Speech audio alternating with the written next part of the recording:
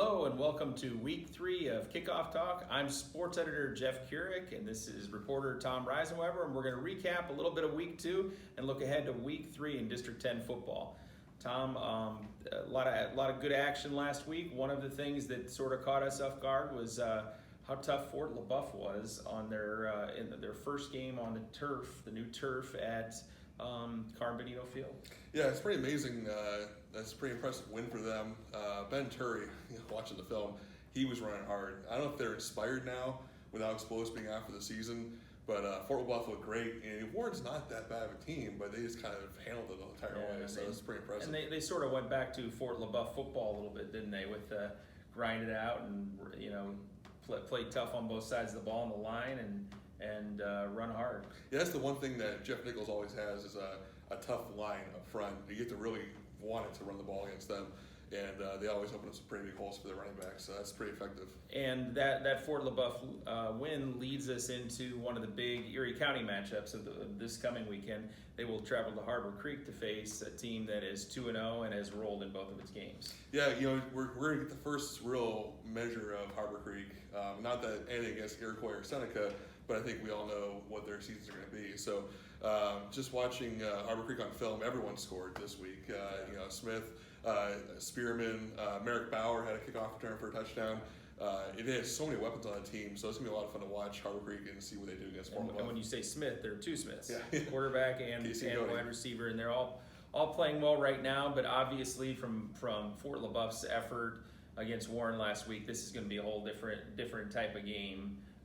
Doesn't look like it's going to be one of those Harbor Creek blowouts. Yeah, that was either last year or before. It was 3-0. So is that right? Yeah, it's going to be one of those grinded out games, and it may come down to the kicking game. Obviously JT Brad's gone from Harbor Creek. You got a pretty good kicker at Fort LaBeouf right now, so it's going to be a very interesting game. It's very one of those throwdowns, and Chomp is coming, so got excited in Harbor Creek. Very excited. Did you explain who Chomp is? Is the Cleveland Browns mascot. Okay, he'll be there at the Harbor Creek game, so another reason for people to go. Looking back at last week, Cathedral Prep faced a Canadian team for the second straight game, won easily last week against West Toronto Prep. Now they have a very interesting road matchup this week. First time they're on the road and visiting McKeesport, who's also 2-0. Yeah, it was good to see Prep last week. We saw sitting here with 5 touchdowns in the first game. He's got 7 now with 2 more. But we saw Jalen Carson really turn on the speed. 3 catches, all for touchdowns, 127 and 127 yards. He actually outran everybody on those. And Team Howard, it was almost like a surprise interception for a touchdown. So, they did a great job just finding that balance between the pass and the rush.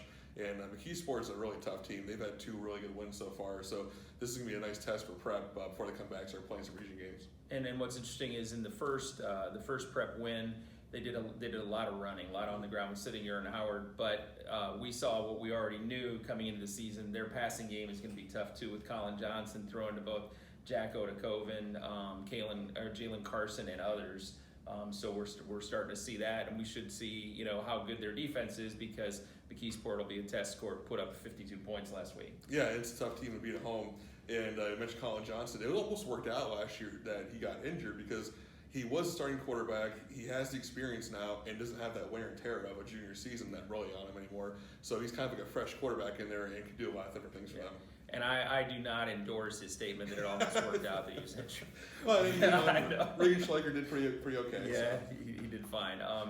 And now let's turn to McDowell, who second consecutive game put up big numbers. Obviously, a very versatile offense this year with Yukno and a couple of backs and a couple of receivers who are all playing very well. And they're going to play on Saturday this week against a New York team. Yeah, it's the first game for New York. It's kind of interesting this year. Pennsylvania started on 23rd, Ohio last week, and now New York this week, going up to St. Joe's Collegiate. Last week, Chris Yukno, 16-24 for 207 and 2 touchdowns, and had an 82-yard touchdown run, I think, early to kind of set the tone in Boardman. And then Elijah Lopez, 133 and 2 touchdowns on the ground. He's already over 300 yards. Exactly. And, Darius Wall, kind of controversial transfer, he caught a touchdown pass. Danny Blue scored a touchdown. There's just so many weapons on this McDowell team, so it's going to be tough to beat them when they're going pretty well. So I think it's another tune-up game. We don't really know anything about St. Joe's because they haven't played yet. And this is the exact thing you don't want if you're St. Joseph's in terms of starting out against a team that's already played twice and is already in a groove coming in after scoring a combined 76 points in 2 games. So, that's going to be a real test for them. Let's turn to Erie, who lost last week after a big opening week performance. They lost to Austintown Fitch last week. I believe it was 48-26. They returned to Gannon University this week and hope to go get their first win at Gannon, this time against another New York team, St. Francis. Yeah, and I know 22 points looks bad, but just watching the film, I thought they could have hung with team with Fitch a little more. Mistakes all around for Erie on different drives with miscues and blown assignments, and I think they're going to clean that up. But that's stuff you learn early in the season to get better. So I think, Trayvon Tate, 2 more touchdown passes and ran for another one. They returned a kickoff for a touchdown. There were some bright spots, but that's a pretty good team they lost to. Again, St. Francis, usually teams around here beat. We just have no idea because they've not played a game yet. So they've had talent in the past. Yeah, but just like McDowell coming into St. Joe's, St. Francis is not walking into a situation where Erie High is angry about last week and wants some revenge. So that's probably not a good situation to walk into your first game. Let's turn to General McLean. They got a win last week. Ben Howe-Jones ran wild in that game, 229 yards, 4 touchdowns. They host Meadville this week, which looked good in week 1 and got a victory over Mercer's Prep, and then struggled last weekend against Conneaut. I think 40-7 was the final. Tell me about that matchup. Yeah, it's going to be interesting to see how Meadville bounces back. You mentioned the Conneaut game. Conneaut just went off. Tanner Neiman, who is the stepson of Meadville coach Ray Collins, ran for 149, 3 touchdowns, threw for 188 and 2 touchdowns. Noah Richardson, 12 catches for 137 in that game. So Meadville just had no answer for those weapons. So they got to find a different way to attack with their defense. They gave up 20 points to Mercer's Prep in week 1, so they have to really find a way to stop Ben Howe-Jones, who, like you said, went wild for General McLean. That was a nice bounce back win for losing Superior Rock the first week to pretty much handle Du Bois the way they did. Definitely. And an interesting part of this week's schedule is there are only 2 region games, the 2 Region 7 games. Du Bois at Warren is the other one.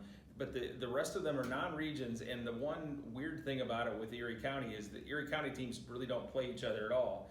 It's Erie County mostly versus Mercer, and in almost all of those, the Erie County team faces a very tough matchup, and we can run down some of the games. Mercer's Prep is at Hickory. Mercer's Prep coming off its first win. Hickory coming off a really nice win against Sharon and proving that they're a team to be reckoned with this year. Union City is at Farrell, defending state champion, which is 0-2 and not going to be happy about losing 40-0 to Wilmington. You have Iroquois hosting Greenville. Iroquois hasn't scored yet this year, and Greenville's coming off a loss to Grove City.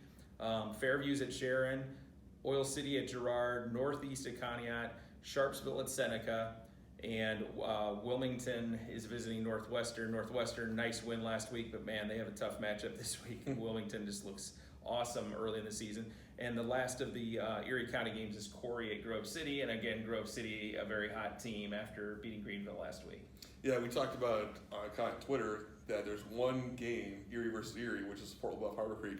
No Mercer County team plays another Mercer County team.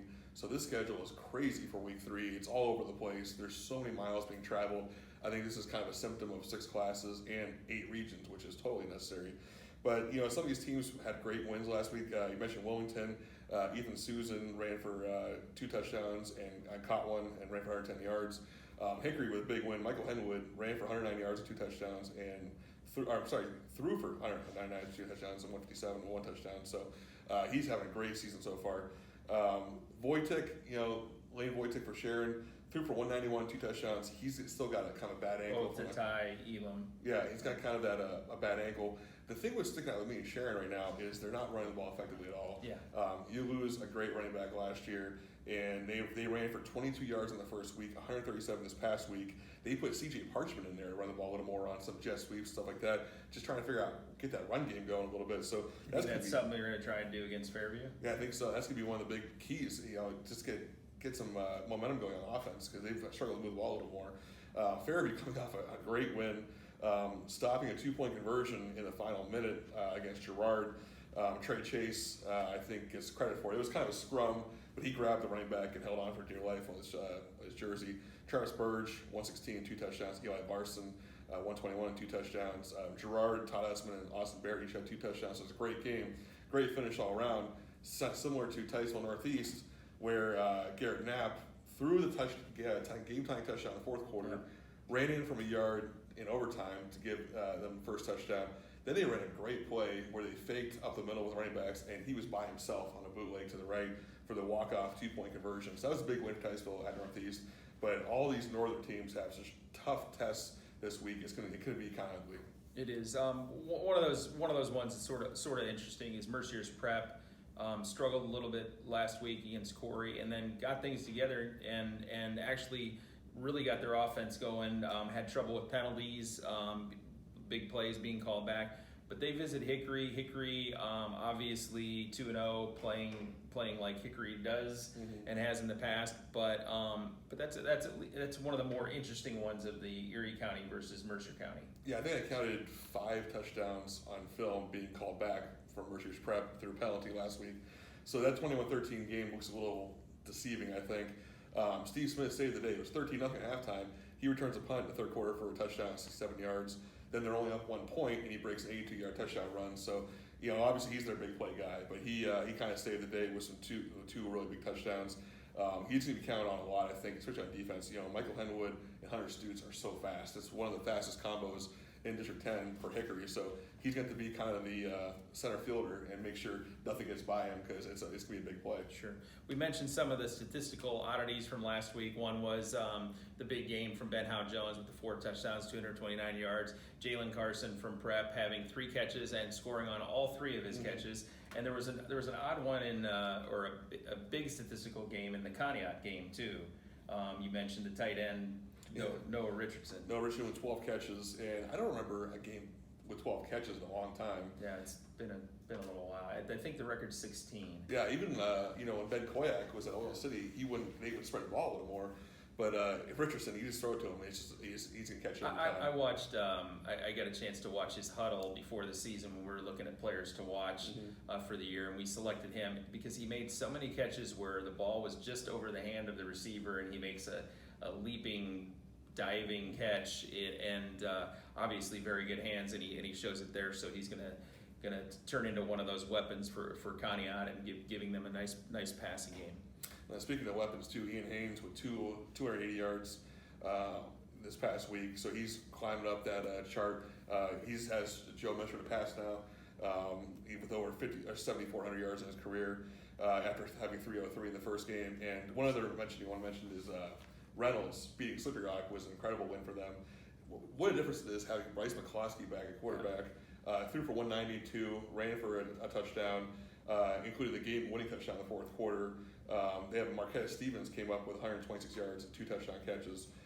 Slippery Rock ran for only 169 yards, and 131 were by Nathan Hyatt. So they really got shut down by Reynolds in the running game. One player who also emerged last week, who wasn't necessarily on people's radars, wasn't on mine, was Northwestern game. Austin Swift had 16 rushes for 187 yards and 2 TDs. And as we talked about the first 2 weeks on Kickoff Talk, I always love seeing these new names emerge and then start looking for them as they emerge.